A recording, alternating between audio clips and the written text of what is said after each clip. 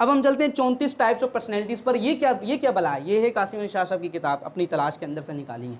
इसको जानने से पहले इसके पीछे की कहानी डालें।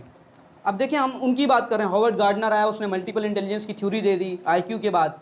फिर उसके बाद जी EQ के बाद डैनियल गोलमेल आया 1995 में, उसने EQ बता दिया। उसने कहा सब बेकार है, EQ बस EQ को हाई करो। आज तक दुनिया उस पर EQ पर रिसर्च कर रही है। उसी टाइम एक बंदा था, वो था, उसका नाम था डोनाल्ड क्लिफ्टन।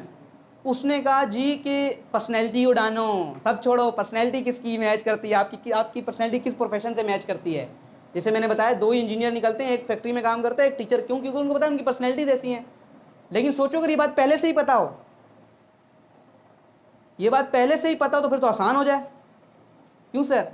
तो वो उसने रिसर्च के इदारे से, एक इदारा था गैलप, रिसर्च करते करते मर गया। रिसर्च करते करते करते मर गया। उसका पोता था जिसका नाम है टॉम रैथ।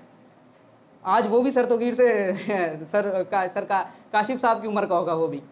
उसने पूरी उस रिसर्च को किया और एक किताब छापी। हमें 34 तरह की पर्सनैलिटीज़ हैं और हर पर्सनैलिटी की उसने प्रोफेशन बताया। हर पर्सनैलिटी के उसने कहा अपनी पर्सनैलिटी को जानो।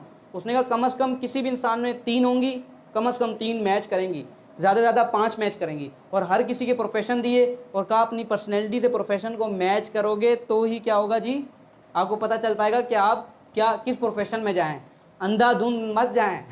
ये देखो वहाँ बात रही है। फिर शाह साहब का मैं समझता हूँ ये बड़ा एहसान है कि उन्होंने उसी किताब को जो डोनाल्ड क्लिफ्टन की थी, जो 34 स्ट्रेंथ थी, उसको अपनी तलाश के नाम से उर्दू में ट्रांसलेट कर लिया।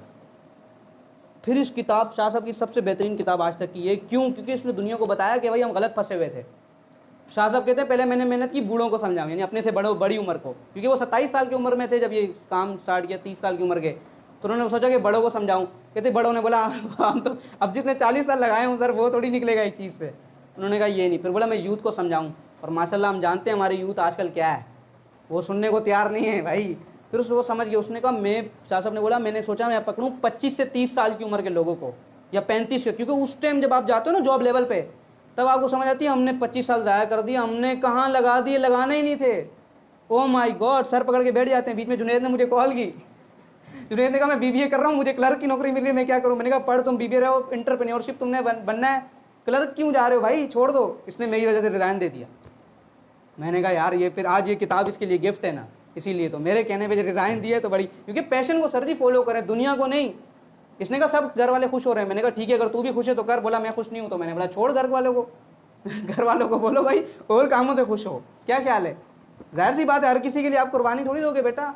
ये मैं आपको बता रहा हूँ। हजूर बोला एक बार जिंदगी में याद रखें, खुदा ने हर इंसान से इग्नोरेंस ऑफ लॉ ना, कि अगर आपको लॉ का नहीं पता, आपने इग्नोर किया, आपने सिग्नल तोड़ा, आप चले गए, आप बोलो भाई मैं नहीं आया, पुलिस पकड़ेगी आपको, खुदा नहीं पकड़ेगा, याद रखना।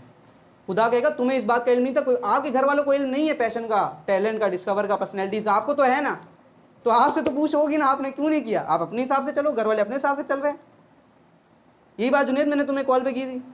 मैंने कहा भाई ये बात है, आपके घर वालों को थोड़ी पता है कि ये चीज़ें भी होती हैं। घर वालों को नहीं देखो, आप अपने आप को देखो, बाकी आपका जो मर्जी है। खैर ये किताब आज आपके लिए, ठीक है। अच्छा मैं आपको बता रहा हूँ कि शाह साहब ने भी बड़ा काम किया, बड़ी ज़बरदस्त की। उन्होंने उसको 34 को ना उर्दू में ट्रांसलेट करके सब समझा दिया। अब वो बड़ी ज़बरदस्त पूरी किताब, तो मैं इसकी प्रेस नहीं बता सकता, लेकिन मैं क्या करूँगा 34 तरह की पर्सनैलिटी बताता जाऊँगा उर्दू में, इन सब के मायने और इन सब के प्रोफेशन बताता जाऊँगा। आप लोग खुद से मैच कीजिएगा, खुद अपनी तलाश कीजिएगा। ये बता दूँ, अगर आप मेरे कहने में भी चल रहे हैं तो फजूल है, क्योंकि ये पूरी फिलॉसफी पढ़ाने का मतलब ये है कि आप खुद से तलाश करें अपने आप को कि भाई मैं क्या करने वाला हूँ इस दुनिया के अंदर। क्लियर?